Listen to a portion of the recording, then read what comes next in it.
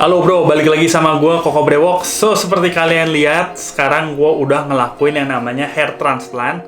Lu bisa lihat sekarang di rambut gue, ini hair transplant hari ke-7. Jadi masih belum banyak boleh gue sentuh ya. Nah, di video kali ini ceritanya bakal mengalur aja sesuai dengan apa yang bakal gue omongin, gue pun nggak tahu.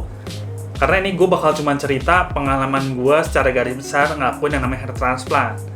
Jadi kemarin sekitar tanggal 20 gue ngelakuin hair transplant di Turki. Dan tanggal 22 gue itu operasinya tanggal 22. Dan sekarang baru 7 hari ya. Nah, operasi gue di Turki gue pakai metode DHI dan FUE. Nanti gue bakal jelasin juga di beberapa video berikutnya tentang metode DHI dan FUE. Jadi gue kesana memang cuma sebentar aja, sekitar 3 malam lah. 3 malam, 4 harian. Karena memang tujuan utamanya itu memang cuma untuk transplant ya. Gue nggak merencanakan untuk holiday karena gue nggak mau nambah budget lagi. Tapi tenang aja, kalian tetap masih bisa agak sedikit explore lah. Seenggaknya kalian tahu-tahu dikit tentang Turki gitu. Jadi nggak benar-benar datang, tidur, besok operasi apa nggak juga. Kalian masih dapat waktu untuk have fun. So akhirnya gue udah konsultasi juga dari Bandung kan. Gue udah konsultasi tentang kondisi rambut gue gitu. Gue pengen nambah rambut sama brewok pastinya. Dan mereka bilang bahwa dengan kondisi gue sekarang, gue itu nggak bisa untuk punya keduanya secara langsung. Nah, waktu gue udah datang ke sana juga sama gitu. Dokternya nggak mau ngasih karena ketika misalnya gue maksain, nanti rambut nggak maksimal dan brewok juga nggak maksimal gitu. Jadi gue harus pilih salah satu dan pastinya kalau lihat kondisi gue, dokter juga nyaraninnya untuk numbuhin dulu rambut. Nah, akhirnya gue kesana digambar juga polanya gimana. Gue happy banget karena kalian bisa lihat sekarang gue punya di pinggir kayak gini. Gue udah nggak M lagi. Ini adalah hal yang nggak bisa kalian dapetin dengan metode ngoles. Makanya gue ngelakuin hair transplant.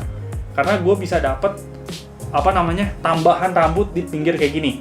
Kemarin waktu gue numbuhin pakai Finmix itu di pinggir sini sama sekali nggak bisa ditumbuhin karena memang gue bawaan aslinya M.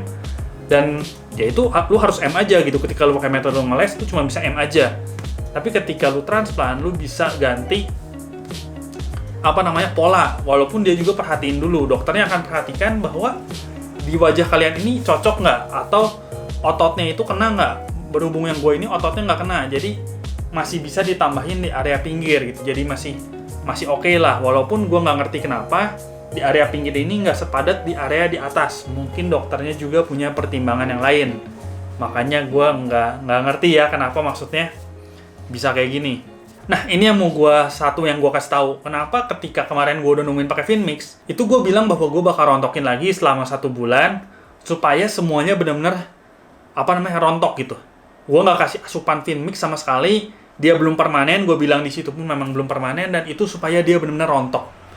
Kenapa? Karena supaya ketika nanti gue transplant, kemarin gue transplant, itu rambut yang hasil dari Finmix itu udah rontok semua. Gue nggak maksimal ketika transplant, gue udah ngeluarin uang yang cukup banyak.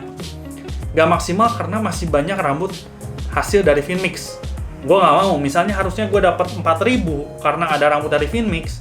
Gue cuma dapat misalnya sekitar 1.500 atau 2.500. Dan nanti ujung-ujungnya itu akan rontok lagi. Jadi gue nggak mau ketika gue nggak kasih asupan dia akan rontok lagi. Gue nggak mau karena gue pengen ketika gue udah transplant, ya udah gue free gitu, ya udah gitu, gue udah keluarin budget besar, gue ganti pola dan gue udah istilahnya gue nggak mau berkecimpung lagi pakai lagi ngoles itu karena ya memang gue udah jenuh juga. Nah akhirnya setelah digambar langsung dibawa ke rumah sakit, akhirnya diproses juga.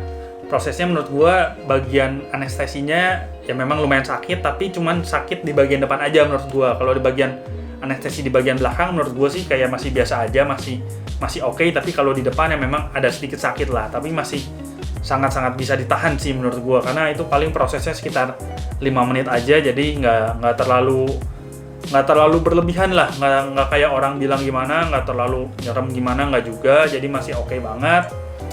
Dan kenapa gue pilih di Turki karena di Turki ini harganya paling terjangkau menurut gue, jadi hasilnya juga bagus. Public figure dari Indonesia banyak banget yang udah pergi ke sana, mulai dari Anang, Atta Halilintar, Kevin Aprilio, dan masih ada yang lain.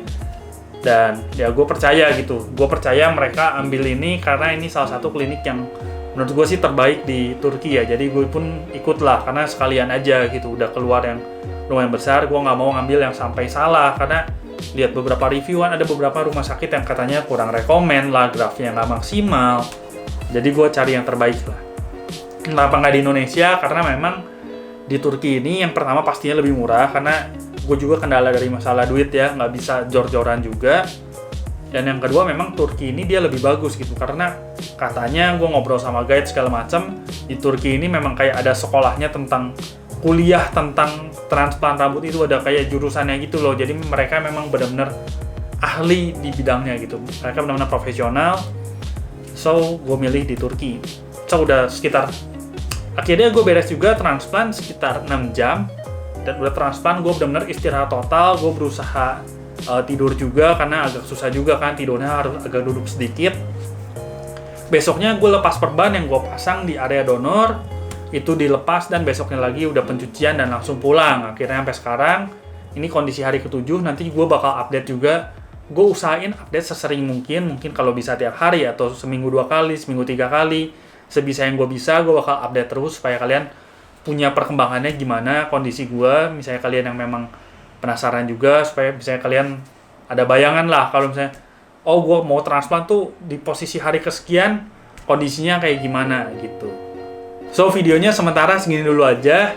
Untuk kalian yang mau kepo atau apa, nanti gue juga bakal buka satu video yang khusus untuk Q&A. Jadi kalian boleh tanya apapun, dan gue udah siapin banyak jawaban juga. Pasti kalian banyak yang nanya kayak, kenapa lu jualan Finmix tapi transplant apa segala macam.